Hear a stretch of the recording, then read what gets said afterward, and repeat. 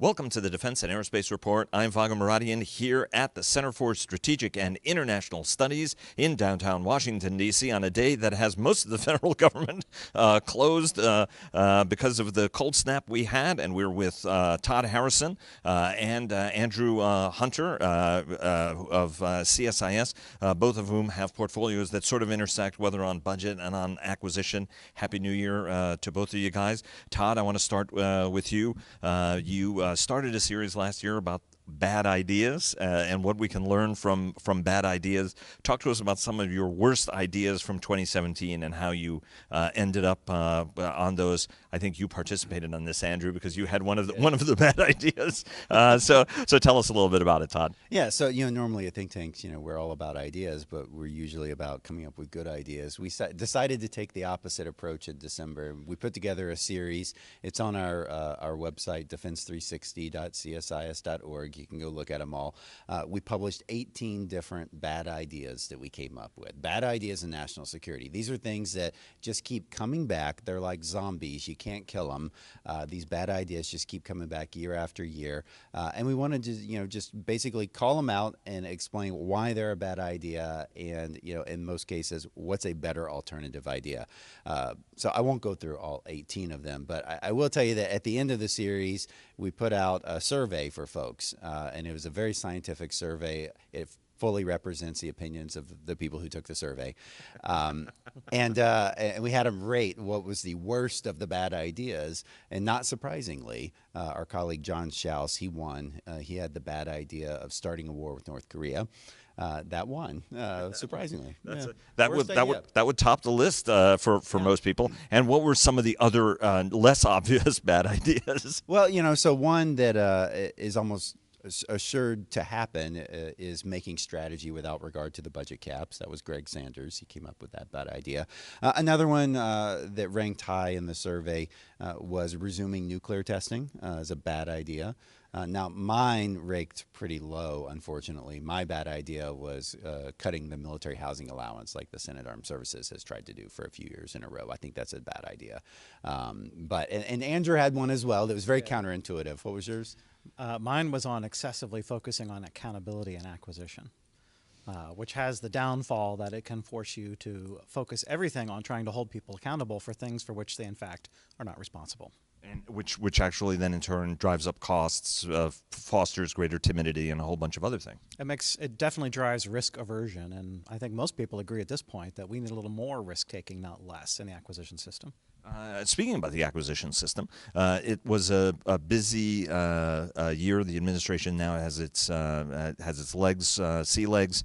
Ellen Lord has been in the job now long enough. There are a whole bunch of new appointments. Ben Fitzgerald moving over was at Center for New American Security and looking at some of these acquisition issues.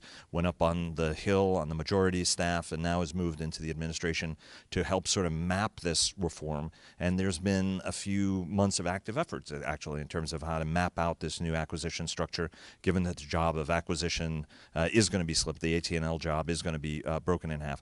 Bring us up to speed. I mean, Will Roper just yesterday was named, for example, to go from the Strategic Capabilities Office over to become the Air Force Acquisition Executive. Talk to us about some of the big changes and what we're likely to see from the Trump administration insofar as how it's going to be managing defense acquisition going forward. Well, as you say, they really are rounding out the team, and we don't have everyone in place yet, but names have actually been identified for most of the senior positions, and they're good names. It's a very strong team. As you mentioned, Will Roper announced yesterday for Air Force. Kevin Fahey was announced to join Ellen Lord in the Acquisition and Sustainment Office, and he's an acquisition all-star from coming out of the Army system.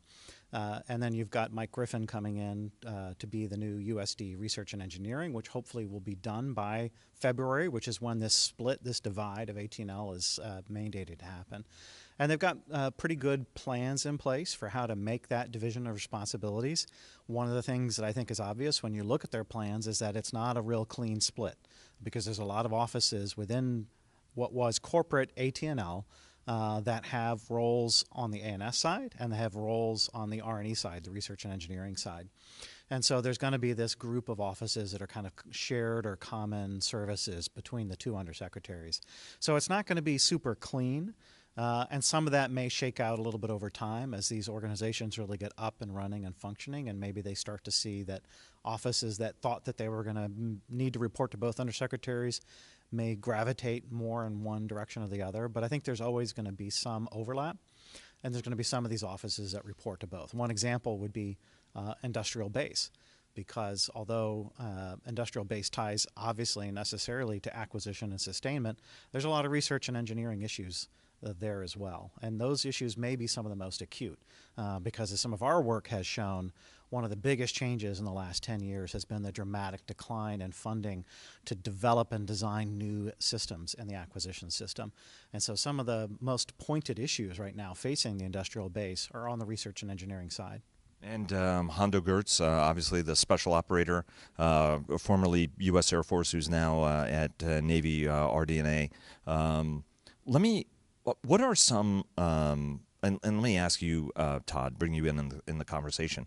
What do you think are some of the challenges as you look at the new system? Because, for example, one of the things that Ellen Lord in her first interview with us mentioned was, very much looking at the services as her customers, which is a different mindset because historically the job of AT&L has been actually the oversight authority over the services to try to prevent them from doing something stupid and costly, which has never succeeded because anytime the services set their minds to do something stupid and costly, they can get away with pretty much just about anything they want to do. I don't mean to make that a pejorative thing. It's just, ultimately whatever the services want, they have a tendency of getting it unless the rubber really meets the road and a Bob Gates says, here are the programs we're going to kill and there's no way you guys are going to stop this.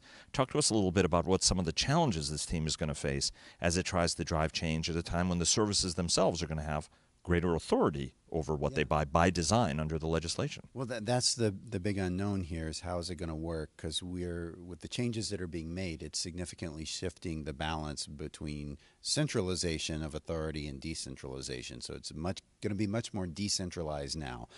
There are a lot of good things that could come with that. We could see the services, like the Air Force has said that they are delegating that milestone decision authority down to lower and lower levels, as low as they can within the Air Force, which should speed up some of the approval time in the acquisition programs and help things move along more quickly and hopefully prevent lots of unnecessary requirements getting tacked on the systems that just can lead to programs into a spiral. On the other hand, though, we could end up seeing the services just go off in their own independent directions and there be some redundancy in the development work that they're doing that's inefficient. And there could be gaps as well where, no one's actually building a capability to fit a particular need that needs to be met because they think someone else is going to do it or they just don't want to do it. So there are some potential benefits. There's definitely some potential risk here. We're going to have to wait and see. Give it a few years of runtime to see how that works out, and then what fixes Congress and OSD may need to go back and make in the future. I should have also given a shout out to Eric Tuning, who is in my manufacturing and industrial based policy, formerly in McKinsey, who's somebody who's certainly very up on the issues and has grabbed the job with both hands. What do you see as the potential challenges? You've spoken about this, you've written about it, you've advised internally about it, you advised when the legislation was put together as an alumni from the AT&L organization. What do you see as some of the challenges and potential pitfalls and what the administration has to do to avoid them? Well, I think Todd started to hit on it when he talked about the delegation and centralization versus decentralization. And the logic or the theory of the legislation that was passed is that execution of decisions that have been made should be decentralized as much as possible. Trust your people. Find good people, trust them to do the job. The rub comes in actually making those strategic decisions to begin with. One of my critiques of some of the changes that have been made is that I think fundamentally milestone decisions are strategic decisions. They're not tactical decisions. They're not decisions about execution. I very much agree with the idea that you should delegate execution as much as possible. Now in the Air Force, where I think there's actually a fair amount of consensus on priorities because they've got their top three that are very clear, and then there's kind of a second set that are also relatively clear. They're probably in a good position to do some decentralization and focus on execution because those strategic decisions in the Air Force, a lot of them have been made. And some of the other services, it may be less clear. And the Army is one example, is actually in a mode right now of centralizing more with this new Army Modernization Command or Army Futures Command in an attempt to get their strategic story straight for their future investment. And that may be the right answer for the Army. It's interesting that they're going in somewhat different directions. But I think that's going to be the rub. Is going to be how these strategic decisions that fundamentally do need to be made by the senior leaders, because you need their buy-in to actually get the budget needed to do it and to get the Congress on board with the budget to do it. That's going to have to remain something that is centralized to a large extent. I just wanted to see if you were paying attention. I'm still here. You're still here. Yeah, well. My filibuster is done. Yes, exactly. Well, speaking about filibuster, so let's go to the budget. The Senate, yes. Let's talk a little bit about that. You missed the podcast a couple of times, and it's been a little while since you've had on it. I'm not punishing you. That's all right. It happens. You've got a young family that you're taking care of. But talk to us a little bit about what are some of the things you guys are looking forward to this year. What are the things that we should expect to see and should be tracking? Obviously the budget is one of them, the Budget Control Act. But talk to us about what are some of your 4, 5, 6 things, or 3 things or 2 things, or what are the big things that you're going to be paying close attention to this year? Yeah, well, eventually this year I think we'll get an FY18 budget. So I'm looking forward to that when they finally finalize that. But it's always good to get the budget in the year of the number of the budget, isn't it? Isn't that refreshing? Yeah, before the end of the fiscal year, it's good to get it. That's still in the works. The big thing, though, I think that's going to come out this year is the new National Defense Strategy. And what I'm going to be looking for in their upfront is what is the balance it strikes between capability and capacity. The Trump administration campaigned a lot talking about capacity numbers, a 350 ship or 355 ship Navy, 540,000 in the active Army, more strike fighters in the Air Force. Are they going to prioritize just getting those numbers up, or instead are they going to prioritize, well, what are the right capabilities we need to have, and what's the modernization program we need to put in place to build the capabilities for the future? I don't think you can't advance as fast on both at the same time as you could if you just focus on one or the other. So I'm going to be looking for how do they strike that balance. Andrew? Yeah, I would say related, the FY19 budget request is going to be the budget request where Secretary Mattis has indicated they finally want to deliver some new investment priorities. So the 17 budget, 18 budget drills for the department were mostly about recovering readiness and trying to stop the decline in force structure that had been in place as a result of sequestration and the Budget Control Act. I had to avoid getting, Well done. We saw Todd flinch. Saw that eyelash twitch. It's a matter of recovering from those things. So 19 was advertised as this is the budget where we're actually going to see the plan for new capabilities for what the last administration called third offset strategy, whatever that kind of approach or that bumper sticker that this administration is going to put on its military buildup as to what the strategic objective is. And I'm sure they'll have some new phraseology around that with the 19 budget. That's where the rubber's going to hit the road of actual new investment. And so that's what I'm going to have my eyes peeled for. What are the new programs there? What are the program kills that might be in there? Because that'll signal a shift in direction of out with the old, in with the new. That's what I'm going to have my eyes on. Well, you mentioned the third offset strategy, and there's a lot of discussion about its fate, especially since Will Roper has gone over to the Air Force from the Strategic Capabilities Office, which he's headed up for some time. And that was all part of the Defense Innovation Initiative that the last administration did spend quite a lot of focus on from its very, very beginning days. I mean, Ash Carter was the Undersecretary for Acquisition, Technology, and Logistics when that office was born in order to start looking at these long-term ways of adapting existing technologies for new novel uses. And so the office existed for some time in a very classified way before it became something public. Third offset issues were things that were being looked at very, very early on as well. Bob Work obviously championing those things when he was the deputy secretary. Secretary Mattis has continued some of those things. The DIUX still remains very vibrant, and you could argue that Rod Shah's job has been, as prominent as it was in the last administration.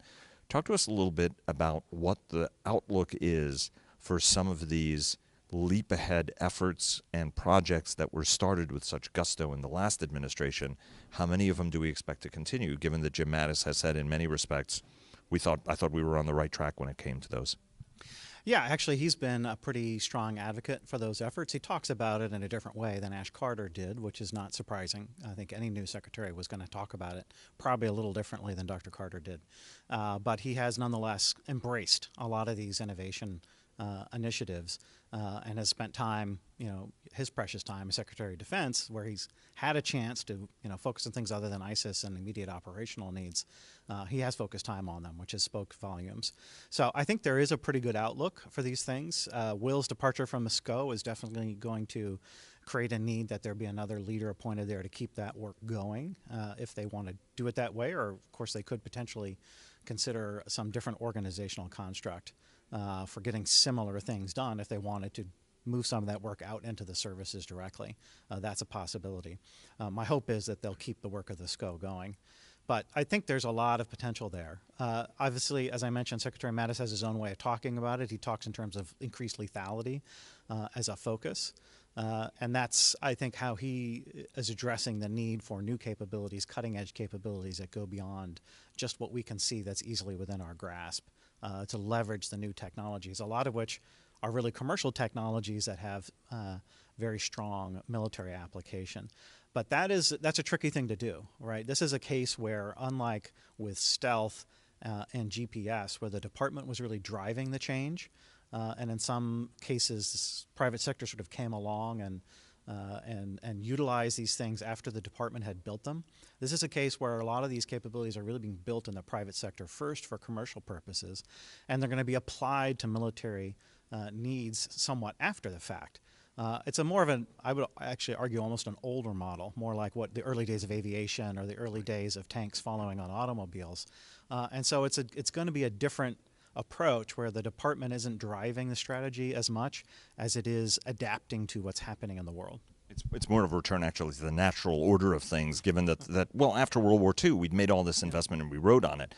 Todd, your views? Yeah, so I think we started talking about bad ideas. I think, you look at good ideas in national security, and I think really good ideas have a way of persisting and continuing to come back up and find their way into the system. And so I think a lot of the things that were started under Third Offset Strategy, Innovation Initiative, whatever we call it, a lot of the things really at their core are good ideas. They're going to come back in some form, regardless of who the leadership is. They're going to work their way in. It's just a matter of how quickly they can be adopted. And we shouldn't underestimate how important it is that these good ideas get a hook in the strategy that comes out. You aren't just developing this new technology or harnessing commercial technology just for the sake of the technology. It's because it meets some sort of strategic need. And so hopefully we will see that in the defense strategy that comes out, that it has the hooks in there for where these technologies are going to play and how they're going to be used. And Andrew, is there anything that you'd like to shamelessly plug? Well, Vago, we have our latest report on the impact of sequestration, the defense drawdown on the industrial base, which we previewed at the Reagan Forum, or just before the Reagan Forum, and the summary of which has been released. But the full report is coming out January 19th for the world to read and consider. And we really discovered that there were some pretty profound impacts on the industrial base as a result of the massive defense budget drawdown. And just as one headline figure, we discovered that there had been a reduction in the number of vendors working for DoD of 17,000. It's about a 20% reduction in the number of companies doing business with DoD. So there were definitely impacts. It was very uneven across different parts of the defense industry. And so some parts of the industry, relatively speaking, like shipbuilding, did better. Other parts, like producing land vehicles, did very, very poorly. And then other parts of industry really saw some pretty wild gyrations in their business base, thinking here of the aviation side. So there's a lot of meat there for people to dive into. And I think a lot that can inform the administration's industrial base review that they've got going on right now. And anything that you want to put on people's radar screens? Well, the day before that release, we're having a conference here on resiliency in civil space systems. And so we've got the acting NASA administrator coming to talk, so don't miss it. Fantastic.